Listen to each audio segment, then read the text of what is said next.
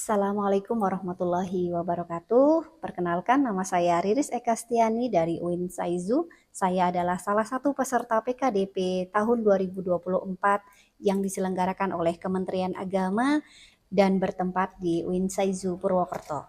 Video ini adalah video pembelajaran mata kuliah pengembangan teknologi dan informasi untuk anak usia dini di kelas 5 PIAUD B Fakultas Tarbiyah UIN Saizu.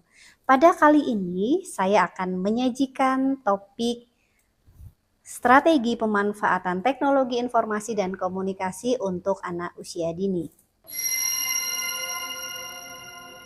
Bismillahirrahmanirrahim. Assalamualaikum warahmatullahi wabarakatuh. Waalaikumsalam warahmatullahi wabarakatuh. Selamat pagi teman-teman semua. Pagi. Salam sejahtera untuk kita semua. Mudah-mudahan hari ini teman-teman dalam keadaan sehat walafiat ya. Puji syukur kehadirat Allah senantiasa kita panjatkan di pagi hari ini karena kita diberikan nikmat yang luar biasa, yaitu nikmat sehat yang setiap pagi harus kita syukuri sebelum memulai pembelajaran. Baik teman-teman, minggu lalu kita sudah belajar terkait dengan prinsip-prinsip pemanfaatan TIK ya. Ada berapa kemarin? Ada 8 prinsip pemanfaatan TIK yang harus teman-teman pegang atau sebagai acuan dalam pemanfaatan TIK sendiri. Nah, hari ini kita akan belajar terkait dengan strategi pemanfaatan TIK di lembaga pendidikan PAUD. Dan hari ini menggunakan model pembelajaran problem based learning ya. Kita pakai strategi discovery inquiry. Dan hari ini teman-teman belajar tentang strategi untuk pemanfaatan TIK sendiri dengan tujuan teman-teman bisa mengidentifikasi strategi apa saja yang harus digunakan dalam pemanfaatan TIK dalam pembelajaran PAUD, dan teman-teman bisa menerapkan strategi tersebut ya. Jadi strategi pemanfaatannya seperti apa? Saya langsung saja untuk latar belakang pentingnya TIK untuk PAUD. Nah, tadi dari motivasi teman-teman ingin menjadi pembaharu di lembaga pendidikan PAUD masing-masing, mungkin karena yang dari desa gitu ya, Anda ini sebagai garda terdepan, Anda ini punya tanggung jawab moral untuk mengembangkan PAUD-PAUD di pedesaan atau di daerah pinggiran lah, katakanlah itu, yang mana barangkali banyak yang belum tersentuh teknologi ya. Baik, tadi karena begitu pentingnya pengembangan teknologi informasi dan komunikasi di lembaga pendidikan anak usia dini, sejauh ini karena pemanfaatan TIK itu masih belum optimal ya, belum optimal, dan terutama di segmen anak usia dini dan anak berkebutuhan khusus ya. Bagaimana mereka bisa memanfaatkan teknologi dengan baik gitu. Dan program PAUD itu merupakan salah satu program prioritas Depdiknas, sehingga usia PAUD 0 sampai 6 tahun itu usia yang potensial untuk membangun dan menumbuh kembangkan potensi baik fisik maupun mental gitu ya. Nah, secara mental pun mereka, dalam artian kita kenalkan TIK itu sendiri juga harus dengan kemarin yang kita sudah bahas prinsip-prinsip mengenalkan TIK, karena di pertemuan-pertemuan sebelumnya kita sudah bahas bahwa dalam mengenalkan TIK kita harus merujuk pada usia. Dari sekian banyak media yang digunakan di lembaga PAUD, barangkali dari pembahasan kita sebelumnya itu film animasi itu atau yang sifatnya audio visual itu mendominasi ya. Karena apa? Karena ya memadukan antara aspek perkembangan bahasa dan aspek perkembangan fisik motorik dan semuanya ya, sosem juga ya. Nah, namun nanti kita di sini teman-teman akan lebih mengidentifikasikan ya, tadi sudah disampaikan tujuan pembelajarannya, sehingga teman-teman nanti akan mengidentifikasi berbagai macam media atau konten kreator yang mana ini lebih menggunakan media mana atau strategi yang mana gitu ya. Kemudian apa sih sebetulnya tugas utama atau fungsi dari pembelajaran pendidikan anak usia dini sendiri? Kita mengingat bahwa sebetulnya kita jangan sampai lupa ya teman-teman ya, bahwa teman-teman tuh punya tugas itu menyampaikan pesan kepada anak usia dini. Pesan itu terkait dengan teknologi dalam hal ini ya, dan bagaimana menyampaikan pesan kepada anak yang efektif. Tentu yang pertama karena kita melakukan pembelajaran itu melalui bermain, maka dengan cara bermain di dalamnya mengandung pesan moral dan melatih kebiasaan yang baik. Dan yang kedua, dengan memanfaatkan teknologi informasi atau TI sendiri, kemudian penyampaian pesan kepada anak usia dini akan lebih efektif dan efisien. Ya, bayangkan kita guru PAUD kemudian kalau ngajar dengan ceramah seperti ini, apakah mereka mau menerima? Yang ada baru 5 menit kan mereka pergi ya, dan bubar barisan. Tapi kalau mereka disuruh nonton misalnya video dengan durasi 15 sampai misalnya 30 menit, kira-kira betah nggak? Betah ya, karena sifatnya audio visual. Tapi kemarin disarankan jangan apa ya, full ya, jadi mereka nonton terus, tapi ada selingan kegiatan supaya mereka juga berinteraksi terhadap sesama ya, itu dalam strategi pengembangan aspek sosial emosional.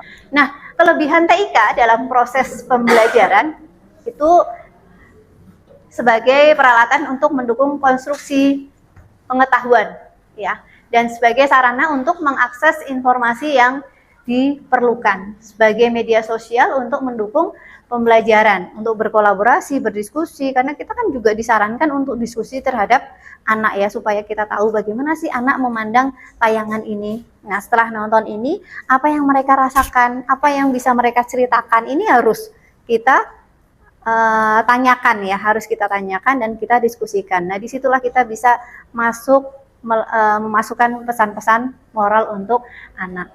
Dan TIK sendiri sebagai mitra intelektual untuk mendukung pelajar ya, mitra intelektual.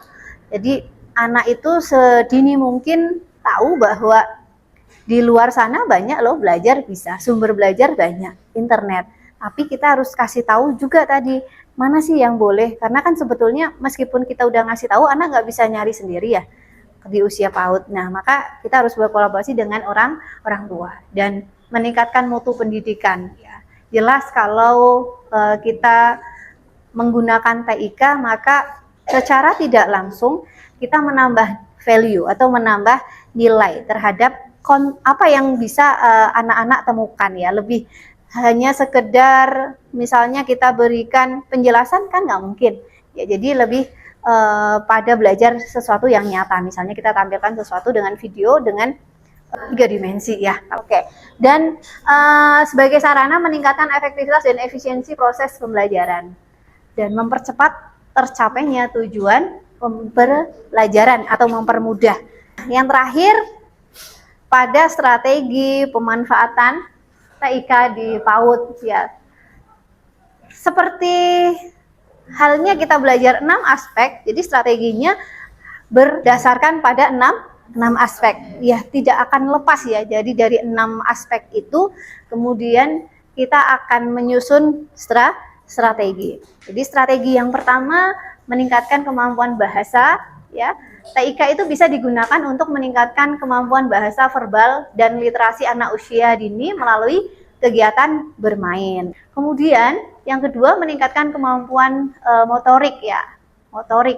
TIK itu bisa digunakan untuk meningkatkan kemampuan motorik halus anak melalui kegiatan yang menggunakan jari tangan seperti memegang mouse, kemudian memainkan gadget. Dan yang ketiga meningkatkan kemampuan seni, teman-teman. Jadi TIK itu bisa digunakan untuk menstimulasi kemampuan seni anak melalui pembelajaran yang menggunakan media TIK. Kemudian yang keempat, meningkatkan efektivitas dan efisiensi pembelajaran TIK ya.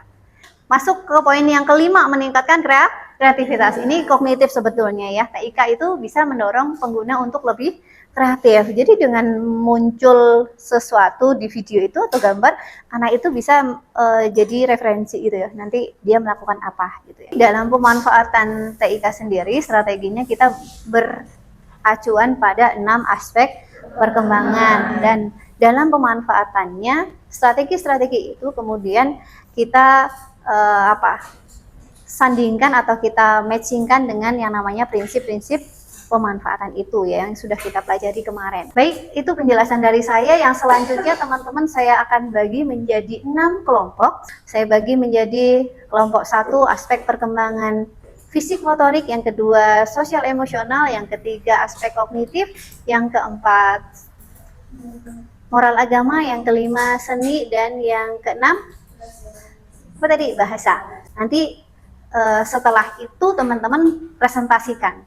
Silahkan langsung saja dibagi menjadi 6 kelompok dan menempatkan ya. Dan silahkan teman-teman ambil 2 kelompok. Kira-kira kelompoknya Mas Andika siap? Sama kelompoknya Mbak Ica. Oke, baik. Silakan Mas Andika mewakili kelompoknya. Bisa presentasi di depan. Oke, baik teman-teman, kita akan mendengarkan presentasi terlebih dahulu dari kelompoknya Mas Andika yang mohon untuk didengarkan dengan baik ya. Silakan Mas Andika.